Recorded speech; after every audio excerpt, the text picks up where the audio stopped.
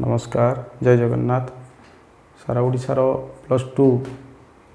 Student मान को स्वागत जनाऊँगी। +2 रे जो स्टूडेंट माने संस्कृत सब्जेक्ट को इच्छाधीन भावे कि ऑप्शनल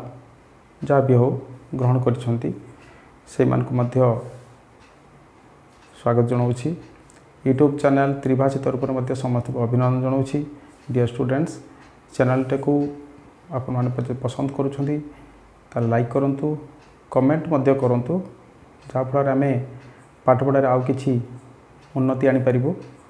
बहु संख्यार सब्सक्राइब करूँ।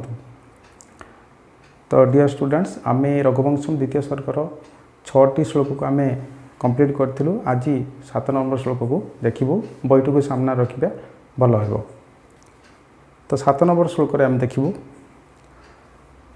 सन्यस्त चिह्नमपि राजलक्ष्मी तेजो विशेषानुमितं दधानः आसीद् अनाविष्कृत दानराजी अंतर्मदावस्थैव दीपेन्द्रः। सन्यस्त चिह्नमपि राजलक्ष्मी स कहले राजा दिलीप को बुझेब। तेणु से ही राजा दिलीप न्यस्त चिह्नमपि न्यस्त शब्दर अर्थ परित्यक्त अर्थात निजर जो राजकीयतार जो चिन्ह थाए से राजकीयतार चिन्ह को से परित्याग करथिले मध्य न्यस्त चिह्नाम अपि अर्थात राजा जोठू को जाती जो जो स्थान को जाती जो छत्र चामर आदि तांकर चिन्ह थाए राजा जो रास्तार जाती उभय पार्श्वर अनुचर वर्ग था सेवक माने था देहरक्षी माने था छत्र चामर आदि तांको सहित चाई थाए। तो ये समस्त चिन्ह को से परित्याग करथिले मध्य तेजो विशेषान्वितां राजलक्ष्मी दधानः राजलक्ष्मी माने राजलक्ष्मी को दधान धारण करिथिला भलिया बा कला भलिया अनुमित हेउथाए। किमती ना तेजो विशेषानुमितां दधान तेज विशेषरु अर्थात राजा दिलीप तांकर समस्त राजकीयता परित्याग करथिले मध्य तांकर शरीरर तेजरु जना पड़ता सते जमती से एबे मध्य राजलक्ष्मी को धारण करिसंती। यही स्थान होउची अरण्यर स्थान जो अरण्य नंदिनी को से तांको पछे पछे जाउछंती नंदिनी को अनुसरण करी जाउछंती नंदिनी जोंठ को जाउछंती राजा सही स्थान को जाउछंती। तेणु एटार से राजा हिसाब रे नाहंती किंतु कविंकर वर्णनारू जना पड़ुची सते जमिति से समस्त राजकीयता परित्याग करथिले मध्य किंतु तांको शरीर विशेषर जना पड़ता सते जमिति आज मध्य बा एबे मध्य से राजलक्ष्मी को धारण करिसंती। आमे बे तृतीय लाइन को जिबा एटा को से उपमा अलंकार माध्यम रे किमते तुलना करछंती। आसीत अनाविष्कृत दानराजी आसीत आसीत शब्दर अर्थ होची से थिले बा समस्त को जानी पारुथिले किमती का अनाविष्कृत दानराजी अर्थात न आविष्कृत अनाविष्कृत अर्थात जहाँ जना पड़ू नथिला किमती अनाविष्कृत दानराजी अंतर्मदावस्थैवे दीपेन्द्र। से ही राजा दिलीप अनाविष्कृत दानराजी अर्थात जो दीपेन्द्र अरण्य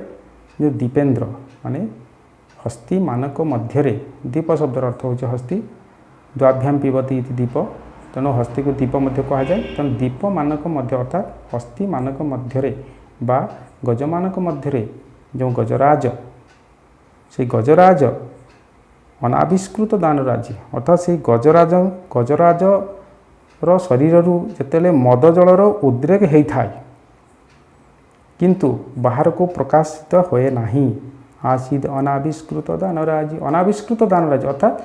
जो मद जलर क्षरण होता है सत किंतु ताहा बाहर को अनाविष्कृत किंतु प्रकाशित हुए नहीं से दानराजी से मद जल किंतु से गजराज बोली जना पड़ी थाए किमती अंतर्मदावस्थैवे दीपेन्द्र किंतु तार शरीर भितरे रही जाई थाए से मद जल बाहर को क्षरण हो न थाए किंतु तेज विशेषरू जना पड़ी थाए जे से साधारण गज नुहे से होची गजराज अर्थात हस्तीश्रेष्ठ जितेबाला हस्तीश्रेष्ठ शरीर मद जल उद्रेक होता है किंतु बाहर को से ताहा झरी न थाए प्रकाशित हो न थाए किंतु तार हस्तिर जो तेज तार तेजमयी मूर्ति थाए ता शरीर विशेष जना पड़े जे सी साधारण गज नुहे सी हूँ गजराज। ठीक से ही भाव में राजा दिलीप मध्य एठारे जो साधारण जड़े गायाल नुहंती से तांकर समस्त राजकीयतार चिन्ह परित्याग करथिले मध्य शरीर तेज विशेष जना पड़ता सते जमी से राजलक्ष्मी को धारण करते। ठीक से ही भाव में जो अरण्य गजराज आम गजराज केमती जापर ना ता गजराज जना पड़े केमती ना तार तेज विशेष ता शरीर विशेष जना पड़ी थाए जे ये हूँ साधारण हस्ती नुहे ये हस्ती श्रेष्ठ केमती ना मद जलर जिते क्षरण हुए से सी उत्कृष्ट हस्ती बोली जना पड़ी थाए। हस्तीर बयस जिते ठीक ठीक बयस हस्ती बा गज जो ठीक बयस उपनीत है ता शरीर मद जल क्षरण होता है। ये मद जलर क्षरण हेले तार शरीर में गोटे तेज प्रकाशित होता है सी एक असाधारण मूर्ति को रूप को धारण करें। तेणु दूर चाहिए जना पड़े जे ये साधारण हस्ती नुहे ये हूँ हस्ती श्रेष्ठ बा गजराज। तो एठारे कवि कालिदास सुंदर उपमा माध्यम तुलना करिसेंती राजा दिलीप को गजराज सहित। आम एबे देखिबा श्लोक नंबर 8 को 8 नंबर श्लोक आम देखिबा राजा दिलीप किभଳି भाबरे निजको से प्रस्तुत करिसेंती। लता प्रतान उद्ग्रथित स्वके सकेशे ही अधिज्य धन्वा विचचारो दावम रक्षापोदेशान् मुनिहोम धेनु मन्यान् विनश्यन् इव दुष्ट सत्वान्। लता प्रतान उद्ग्रथित सकेशे ही एठारे राजा दिलीप कौन करिसेंती सकेशे ही तांका शरीरर जो गुच्छा गुच्छा केश थिला से केश को से कौन करते लता प्रतान उद्ग्रथित सकेशे ही अर्थात लता प्रतान अर्थात अरण्य जो लतिका बा लता माड़ी माड़ी जाई थाए से लता तंतु माध्यम बा लता तंतु द्वारा निज शरीर जो मस्तक थिला केशर मस्तकर केश को सी सुंदर भाव में ग्रथित अर्थात सुंदर भाव में से गुंथी बांधी देइछंती अर्थात निजर मस्तकर केशराशि को केशपाश को से लता तंतु द्वारा सुंदर भाव में से बांधी एवं बांधी अधिज्य धन्वा विचचार दावम अधिज्य धन्वा हाथ धनु थिला से जिया लगे धनुरे गुण चढ़ई अर्थात अधिज्य धन्वा अर्थात धनु खाली सेमती नथिला धनुरे से गुण लगे गुण बांधी बांधिक विचचार से अरण्य विचरण करने को लगिले। दावम दावम शब्द अर्थ अरण्य अरण्य एठार दावम शब्द अर्थ अरण्य को बुझ सत किंतु ये द्वितीय विभक्ति होती सप्तमी अर्थ द्वितीय विभक्ति ग्रहण करा जाइछि। तेणु अरण्य बा वनरे राजा दिलीप निजर केशराशि को लतातंतु द्वारा अति सुंदर भाव में बांधी हाथ में धनु धरी धनुरे गुण चढ़ई एवं से निर्विकार चित्तरे अरण्य विचरण कले। 3 नंबर लाइन में देखा किमती एटा रक्षापदेशान् मुनिहोम धेनु रक्षा उपदेशान् सते जमती मुनिकर होमधेनु नंदिनी को रक्षा करिबा ब्याजरे बा छଳରେ रक्षा उपदेशान् अर्थात रक्षा करिबा ब्याजरे बा छଳରେ मुनिकर होमधेनु को नंदिनी को से रक्षा करने छल मुनिकर होमधेनु को से कौन कले वन्यान्निविनेश्यन इव दुष्ट सत्वान् मुनिकर होमधेनु को से रक्षा करने छल सत जमिति अरण्य से विचरण करुछंती पुणी कौन वन्यान विनेश्यन इव दुष्ट सत्वान् वन्यान अर्थात अरण्य जात हेउथिबा जो दुष्ट सत्व दुष्ट प्राणी माने थिले एटी दिखाई वन्यान दुष्ट सत्वान् अर्थात से वनरे जन्म नहीं दुष्ट सत्व मानक दुष्ट प्राणी मानक अर्थात जो वनरे हिंस्र प्राणी माने थिले व्याघ्र हूँ सिंह हूँ ये दुष्ट बा हिंस्र प्राणी मानक सते जमिति विनेश्यन इव सते जति सेमानकु शासन कला भलिया सेमानकु शासन करिबा भलिया बा शिक्षा देवा छल सते जमिति से हाथ रे धनु रे गुण चढ़ी से अरण्य ନିର୍ବିକାର ଚିତ୍ତରେ ବିଚରଣ କରୁଛନ୍ତି। ତ ଏହି ଶ୍ଳୋକରେ ଆମେ ବର୍ଣ୍ଣନା କରିବାକୁ ଚାହୁଁଛୁ ଯେ ରାଜା ଦିଲ୍ଲୀପ ବନରେ ବୁଲି ବୁଲି ବୁଲି ବୁଲି ଗୋ ସେବା ରୂପକ ଯେଉଁ ବ୍ରତ ଧାରଣ କରିଥିଲେ, ସେତିକି ବେଳେ ସେ କ'ଣ କରୁଛନ୍ତି, ତାଙ୍କ ଶରୀରରେ ସ୍କନ୍ଧ ପ୍ରଦେଶରେ ନିଜର ଯେଉଁ କେଶପାଶ ଥିଲା ତାହା ଝୁଲି ପଡ଼ିଛି। ତେଣୁ ସେ ଅରଣ୍ୟରେ ଯେଉଁ ଲତା ଥିଲା, ଲତାର ତନ୍ତୁକୁ ସେ ଛିଣ୍ଡେଇ ସେ କେଶପାଶକୁ ସୁନ୍ଦର ଭାବରେ ବାନ୍ଧି ମସ୍ତକ ଉପରେ ରଖିଛନ୍ତି। ଏବଂ ଯେତେବେଳେ ସେ ତାଙ୍କ ରାଜଧାନୀରେ ଥିଲେ ସେତେବେଳେ ପ୍ରାୟତଃ ପ୍ରାଣୀମାନେ ବା ତାଙ୍କର ଯେଉଁ ଜନସାଧାରଣ ଥିଲେ, ସେ ଜନସାଧାରଣଙ୍କ ମଧ୍ୟରେ କୌଣସି ଜଣେ ବି ହିଂସ୍ର ବା ହିଂସା ଉପୁଜିବା ଭଳିଆ କୌଣସି ମଧ୍ୟ ଜନସାଧାରଣଙ୍କ ଭିତରେ କୌଣସି ବ୍ୟକ୍ତି ନଥିଲେ। ଯଦି ଥିଲେ ତାହେଲେ ରାଜା ଦିଲ୍ଲୀପ ସେମାନଙ୍କୁ ଉପଯୁକ୍ତ ଭାବରେ ଶାସନ କରୁଥିଲେ। ଏଠାରେ ଦେଖାଯାଇଛି ଏ ସ୍ଥାନଟି ତାଙ୍କର ରାଜଧାନୀ ନୁହେଁ କିମ୍ବା ତାଙ୍କର ରାଜ୍ୟ ନୁହେଁ, ଇଏ ହେଉଛି ଅରଣ୍ୟ। କିନ୍ତୁ ଅରଣ୍ୟରେ ବି ଦେଖାଗଲା ଯେ ଯଦି ଅରଣ୍ୟରେ ହିଂସ୍ର ପ୍ରାଣୀମାନେ ଥିଲେ, ସେ ହିଂସ୍ର ପ୍ରାଣୀମାନଙ୍କୁ ଦେଇଛନ୍ତି ବିନେଶ୍ୟନ୍, ଅର୍ଥାତ୍ ସତେ ଯେମିତି ସେମାନଙ୍କୁ ମଧ୍ୟ ଶିକ୍ଷା ଦେବା ବ୍ୟାଜରେ ବା ଛଳନାରେ ସତେ ଯେମିତି ସେ ମୁନିଙ୍କର ହୋମଧେନୁ ଯେଉଁ ନନ୍ଦିନୀ ତାକୁ ରକ୍ଷା କରିବାକୁ ଲାଗିଲେ। କାରଣ ଏଠାରେ ଆମେ ଦେଖିପାରିବା ଯେ କବି ଏଠି ଉତ୍ପ୍ରେକ୍ଷ ଅଳଙ୍କାର ବା ଉତ୍ପ୍ରେକ୍ଷ ଛଳରେ କହୁଛନ୍ତି ଯେ ସତେ ଯେମିତି ରାଜା ଦିଲ୍ଲୀପ ଯେତେବେଳେ ତାଙ୍କର ରାଜ୍ୟରେ ବୁଲୁଥିଲେ, ଶାନ୍ତି ପ୍ରତିଷ୍ଠା କରିବା ପାଇଁ ସେ ସତତ ଚେଷ୍ଟିତ ଥିଲେ। କିନ୍ତୁ ଏହି ସ୍ଥାନଟି ତାଙ୍କର ରାଜଧାନୀ ନୁହେଁ କି ରାଜ୍ୟର ରାଜ୍ୟ ନୁହେଁ, ଏବଂ ଏଠି କୌଣସି ଜନସାଧାରଣ ନାହାନ୍ତି। ଏଠି ଅରଣ୍ୟରେ ଜନ୍ମ ନେଇଥିବା ଜନ୍ତୁ ବା ପ୍ରାଣୀମାନେ ଥିଲେ। ତ ସେହି ପ୍ରାଣୀମାନଙ୍କ ମଧ୍ୟରେ କିଛି ପ୍ରାଣୀ ଯେଉଁ ହିଂସ୍ର ପ୍ରାଣୀ ଥିଲେ, ସେମାନଙ୍କୁ ଦମନ କରିବା ବ୍ୟାଜରେ ବା ଛଳରେ ବା ସେମାନଙ୍କୁ ଉପଯୁକ୍ତ ଶିକ୍ଷା ଦେବା ଛଳରେ ସତେ ଯେମିତି ସେ ହାତରେ ଧନୁ ଏବଂ ଧନୁରେ ଗୁଣ ଚଢ଼େଇ ନିର୍ବିକାର ଚିତ୍ତରେ ବୁଲୁଛନ୍ତି। କବି କାଳିଦାସ ଏହିଭଳି ଭାବରେ ଅତି ସୁନ୍ଦର ଭାବରେ ବର୍ଣ୍ଣନା କରିଛନ୍ତି ରାଜା ଦିଲ୍ଲୀପଙ୍କର ଯେଉଁ ଅରଣ୍ୟରେ କେମିତି ସେ ବିଚରଣ କରୁଛନ୍ତି। ଏବେ ଦେଖିବା 9 ନମ୍ବର ଶ୍ଲୋକକୁ। ଏଠାରେ 9 ନମ୍ବର ଶ୍ଲୋକରେ ଆମେ ଦେଖିବୁ ଯେ ରାଜା ଦିଲ୍ଲୀପଙ୍କ ପାଖରେ ଯଦିବା ତାଙ୍କର ପୁରଜନ ନାହାନ୍ତି, କିନ୍ତୁ ରାଜା ଦିଲ୍ଲୀପଙ୍କୁ ଅରଣ୍ୟ ବା ସେହି ବନ ପ୍ରଦେଶର ସୃଷ୍ଟି ହୋଇଥିବା ବୃକ୍ଷ ଲତାରେ ସୃଷ୍ଟି ହୋଇଥିବା ଜନ୍ମିଥିବା ପୁଷ୍ପ ଫୁଲ ଗୁଡ଼ିକ କିଭଳି ଭାବରେ ରାଜା ଦିଲ୍ଲୀପଙ୍କୁ ସ୍ୱାଗତ ଜଣାଇଛନ୍ତି, ଆମେ ସେଇ କଥା ଦେଖିବୁ 9 ନମ୍ବର ଶ୍ଲୋକରେ। ବିସୃଷ୍ଟ ପାର୍ଶ୍ୱାନୁଚରସ୍ୟ ତସ୍ୟ ପାର୍ଶ୍ୱଦ୍ରୁମଃ ଭୃତା ସମସ୍ୟ ଉଦୀରୟାମାସୁ ଇବ ଉନ୍ମଦାନାମ୍ ଆଲୋକ ଶବ୍ଦମ୍ ବୟସାಂ ବିରାବହି। ବିସୃଷ୍ଟ ପାର୍ଶ୍ୱାନୁଚରସ୍ୟ ତସ୍ୟ, ତାଙ୍କର ଯେଉଁ ପାର୍ଶ୍ୱ ଅନୁଚରମାନେ ଥିଲେ, ତସ୍ୟ ରାଜା ଦିଲ୍ଲୀପସ୍ୟ ଯେଉଁ ପାର୍ଶ୍ୱ ଅନୁଚରମାନେ ଥିଲେ, ଅର୍ଥାତ୍ ଉଭୟ ପାର୍ଶ୍ୱରେ ଯେଉଁ ଅନୁଚର ବର୍ଗମାନେ ଯାଇଥାନ୍ତି, ରାଜା ଦିଲ୍ଲୀପ ଯେଉଁ ସ୍ଥାନକୁ ଗମନ କରିଥାନ୍ତି ସାଧାରଣତଃ ତାଙ୍କର ଉଭୟ ପାର୍ଶ୍ୱରେ ଅନୁଚର ବର୍ଗମାନେ ମଧ୍ୟ ଗମନ କରିଥାନ୍ତି। ବିସୃଷ୍ଟ, କିନ୍ତୁ ସେମାନେ ବର୍ତ୍ତମାନ ବିସୃଷ୍ଟ ତ୍ୟକ୍ତ। ରାଜା ଦିଲ୍ଲୀପ ସେମାନଙ୍କୁ ଫେରାଇ ଦେଇଛନ୍ତି। ପ୍ରଥମେ ପତ୍ନୀ ସୁଦକ୍ଷିଣାକୁ ଆଶ୍ରମକୁ ଫେରାଇଥିଲେ,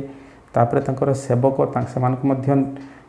ନିବର୍ତ୍ତନ କରାଇଥିଲେ। ତାପରେ ଅନୁଚର ବର୍ଗ ଯେଉଁମାନେ ଥିଲେ ସେମାନଙ୍କୁ ମଧ୍ୟ ଫେରାଇ ଦେଇଛନ୍ତି ଆଶ୍ରମକୁ। ବର୍ତ୍ତମାନ ସେ ଏକା ଅଛନ୍ତି। କିନ୍ତୁ କବି କାଳିଦାସ ଏଠି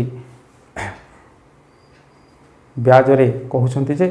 ବିସୃଷ୍ଟ ପାର୍ଶ୍ୱ ଅନୁଚର ତସ୍ୟ, ତାଙ୍କର ଯଦିବା ପାର୍ଶ୍ୱ ଅନୁଚରମାନେ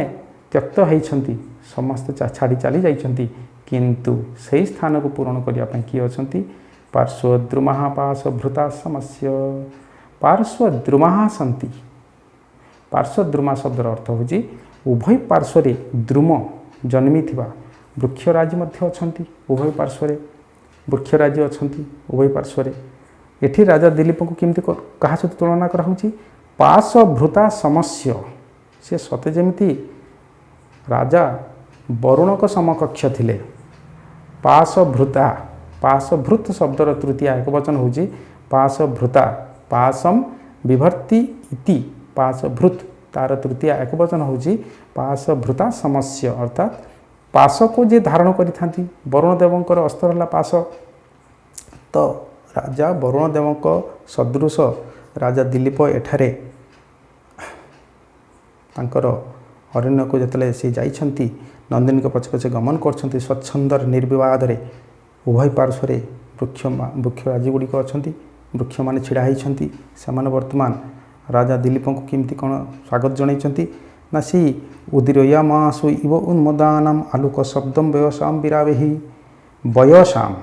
वयसाम शब्द वयस शब्दर अर्थ होची पक्षी विशेष तो वयसाम षष्ठी बहुवचन अच्छी तो वयसाम अर्थात पक्षी मानकर विरावै शब्द द्वारा काकली द्वारा आलोक शब्दम अर्थात जयध्वनिर जो शब्द एठारे मध्य आमे शुणापी पाउछ बा देखापी पाउछ राजा दिलीप पूर्वर जितेबले से तांकर से गमन करि राजभवनर बाहर को आसी से पार्श्वचर माने राजा को देखा मात्रे से महाराज की जय जो जय जय जयकार ध्वनि देउथिले एठारे से पार्श्व अनुचर माने सतेर नाहाती सिना किंतु विचरण कला बेले अरण्य भितरे उभय पार्श्वस्थ वृक्ष मानकरे जो पक्षी माने रहुथिले से पक्षी मानकर बीरावई काकली द्वारा बा शब्द द्वारा कौन प्रतीत होउची आलोक शब्दम जयध्वनिर शब्द प्रतीत होउची तृतीय लाइन नाम टी देखिदेबा उदीरयमासु इव उन्मदानम उदीरयमासु उदीरयमासु शब्दर अर्थ होउची सते जमिति पक्षी गुड़िक जयध्वनि जयध्वनि जय जयकार ध्वनि शब्द करुछंती कि कालिदास एठारे सी तांकर प्रश्न करिछंती अर्थात से व्याजरे बा प्रश्न छଳରେ से पचारे पाई जाउछंती सते जमिति एठारे जदिबा राजांकर जयध्वनि देवा पाई पार्श्व अनुचर वर्ग माने नाहांती तथापि उभय पार्श्व जन्मी थिबा वृक्ष मानकर बसिथिबा पक्षी माने सेमानकर काकली बा कलरव जो सृष्टि होती एठारे कवि कालिदास जणिया पाई चाहते ये पक्षी मानकर कलरव नुहे ये पक्षी माने मध्य राजा दिलीप को स्वागत करुछंती एवं पार्श्व द्रुमाहा उभय पार्श्व जो द्रुम वृक्ष माने थिले सेमाने मध्य ये पक्षी मानक सहायतारे राजा दिलीप को स्वागत जनाउछंती उन्मदान होची से उन्मत्त हो पड़ते पक्षी माने राजा दिलीप को देखी कारण राजा दिलीप वर्तमान राजा ही नहांती से अरण्य निवासी अरण्यर जड़े से अतिथि हो जाइछंती तो अरण्य मध्य को राजा दिलीप जो अतिथि भाव में आसी से अतिथि को स्वागत करने वर्तमान अरण्य बा वन प्रदेशर सृष्टि होता वृक्ष लता पुष्प किभली भाव में से चलचंचल हो पड़ते से कथा कवि कालिदास एठारे वर्णना करछंती। आमे एबे जिबा 10 नंबर श्लोक को मरुत् प्रजुक्ताश्च मरुत्सखाभं तमच्चो आराध अभिवर्तमानम् अवाकिरन् बाललतः प्रसूनैः आचरलाजै इव पौरकन्याः। मरुत् प्रजुक्ताश्च वर्तमान देखा जाउची मरुत् प्रजुक्ता मरुत् शब्दर अर्थ होची वायु द्वारा युक्त होई अर्थात वायु द्वारा प्रेरित होई मरुत् सखाभम एठारे मरुत् सखाभम आम जदि बुझा से राजा दिलीप को बुझब केमती आम कहवा साधारण अर्थर देखा जाए वायु द्वारा युक्त होई अर्थात वायुरे प्रवाहित होई मरुत् सखाभम मरुत् सख किए मरुत् सख साधारणतः आम अग्नि को कहू कारण अग्नि जोठी थांती वायु मध्य सेठी पहुँची जाई थांती आम साधारणतः देखीचु अग्नि जोठी जले निआ जो जली जली जली ऊपर को जाए चारिपटर वायु से स्थान में पहुँची जाती तेणु मरुत् सख बोले सेटा को आम अग्नि को बुझू तेणु एठारे अग्निर तेज स्वरूप अग्निशम अर्थात अग्निर तेज को धारण करथिबा अग्नि भली तेज को धारण करथिबा राजा दिलीप एठार से कहुची मरुत् सखाभम अर्थात जो मरुत् सख आम अग्नि को बुझेलु से मरुत् सख से भलिया आभा थिला बोली ताको मरुत् सख कह जाउतला तस्य आभा इव आभा जस्य स अर्थात मरुत् सख जो अग्निकर आभा इव आभा अर्थात से भलिया ज्योति जहाँ के पाखे अच्छी सी आउ कई नुहंती वर्तमान स्थान सी होचंती राजा दिलीप अर्थात एटे आउ थे आम बोलिक बुझीबू जे पवन रे प्रयुक्त होई बा वायु द्वारा प्रेरित होई जो तम अर्च्यम आरात अभिवर्तमानम तम माने राजा दिलीप को अर्च्य अर्च्य अर्च होची जे पूज्य अर्थात जे पूज्य थिले अर्चना करिवार जे योग्य अर्च पूजार्चना पाइबार जे योग्य से राजा दिलीप को आरात पाखरे पाइछंती वर्तमान उपस्थित थिबा राजा दिलीप को पाखरे पाइछंती पाई करी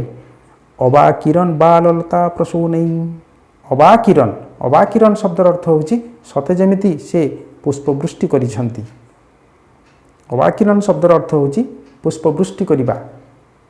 एभଳି भाବରେ पुष्पवृष्टि करिबा से अबा किरण को माने करछंती बाल लता जो बाल लता थिले बाल लता शब्दर अर्थ होची एठारे जे छोट छोट कोमल लता बाल लता से लता गुड़िक से लता गुड़िकर पत्र माने पाची नथिला कोमल पत्र को धारण करिथिबा जो लता से लता को एठारे कवि कालिदास बाल लता कहिसंती प्रसूनै प्रसून शब्दर अर्थ होची पुष्पम तो प्रसूनै होची फूल द्वारा अर्थात से बाल लतारे जो धारण करिथिला फूल से फूल वर्तमान वायु द्वारा प्रेरित होईकी से बाल लता तांको देहर जो थिला पुष्प गुड़िक फूल गुड़िक थिला से फूल गुड़िक वर्तमान लतारू बाहरी आसी लता विच्युत होइछंती फूल गुड़िक तेणु से बाल लता निज देहरे फुटी फूल माध्यम साहाय्य रे अबा किरण राजा उपरे पुष्पवृष्टि करिछंती एक कथा आम देखा चाहूँ जिते राजा दिलीप राजपुर में प्रायतः प्रवेश करि सेतेबेले राजा जो रास्तार जाती जो पथर जाती उभय पार्श्वर जो पुरंगना माने थांती पुरवासिनी माने थांती साधारणतः राजा उपरे से खई लाजा खई पुष्प वृष्टि करि थांती एठारे तो किंतु से पुरंगना नहांती पुरवासिनी माने नहांती तो सेई कर्म वर्तमान एई अरण्य रे रहिथिबा जात होइथिबा वृक्ष हुंतु लता हुंतु पुष्प हुंतु सेई कर्म सम्यक भाव अति सुंदर भाव सेमाने मध्य सेई कार्य को सेई कर्म को संपादन करिछंती आचार लाजी इव पौर कन्या तो पुरंगना माने जतेबेले राजा दिलीपंको उपरे पुष्पवृष्टि करिथांती खई वृष्टि करिथांती तो आचार लाजेई इव आचार शब्दर अर्थ होछि कोन जो प्रथा थिला आचार थिला जो प्रथा थिला राजा फेरिले बाहरु राजा जतले प्रवेश करिथांती राजपुर को सेतेबेले जो पुरंगना माने एठी पौर कन्या देइछंती माने पुररे जो अंगना माने थांती कन्या माने थांती पुरवासिनी माने थांती से राजा ऊपर जो पुष्पवृष्टि करिथांती खई वृष्टि करिथांती ठीक से ही भाव में राजा दिलीप को एठारे यही अरण्य रे जो लता बाल लता थिले से बाल लतारे फुटी फूल गुड़िक वायु द्वारा प्रयुक्त हेले पवन जिते खूब जोर से बहिब से लतारू पुष्प गुड़िक आपे आपे बाहरी आसबे खोलीजे लताच्युत होकर से पवन रे फूल गुड़िक उड़ी आसी राजा दिलीप मस्तक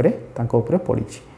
तो एठारे कवि कालिदास अति सुंदर भावरी उपमा अलंकार माध्यम उक्त दृश्य को से सुंदर भाव वर्णना करिसेंती। तेणु प्रिय छात्र छात्री माने रघुवंशम द्वितीय सर्ग जो वर्तमान वर्णनार केवल चली राजा दिलीप को किभली भाव में अरण्यवासी अरण्य निवासी कहले वृक्ष लता पुष्प को बुझेब पवन आसी खूब जोर रे बही लतार फूल गुड़िक छिंडी आसी एवं पवन से पुष्प गुड़िक राजा दिलीप मस्तक से पकई तेणु कवि छलनारे कहते जे राजा दिलीप राजा थिले बेले जे भली भाव में सम्मानित होउथिले एठारे गायाल हेले मध्य नंदिनी को सेवा करिबा जो तांकर व्रत को धारण करथिले एवं से जड़े सेवक भाव में जो अरण्य से गमन करुथिले नंदिनी के पछे पछे यही अरण्यवासिनी मध्य तत्पर हो उठिचंती चलचंचल हो उठिचंती राजा दिलीप को स्वागत करने सम्मान जनाया। प्रिय छात्र छात्री माने आजिर क्लास को आम ये रखुचु आम 10 नंबर श्लोक कंप्लीट कलु 11 नंबर श्लोक ठारू परवर्ती श्लोक को आम धीरे धीरे जीवु। ମୁଁ ଆଶା କରୁଛି କ୍ଲାସ୍ଟି ତୁମମାନଙ୍କୁ ଖୁବ୍ ଭଲ ଲାଗିଥିବ। ଏହି ଶ୍ଲୋକ ଗୁଡ଼ିକୁ ବାରମ୍ବାର ପଢ଼ିବ, ବାରମ୍ବାର ଅନ୍ୱୟ ଦେଖିବ, ଅନ୍ୱୟର ଶବ୍ଦ ବା ପଦକୁ ଗୋଟେ ଗୋଟେ ପଦ ପରେ ବୁଝି ଯିବା ପାଇଁ ଚେଷ୍ଟା କରିବ। ଜୟ ଜଗନ୍ନାଥ।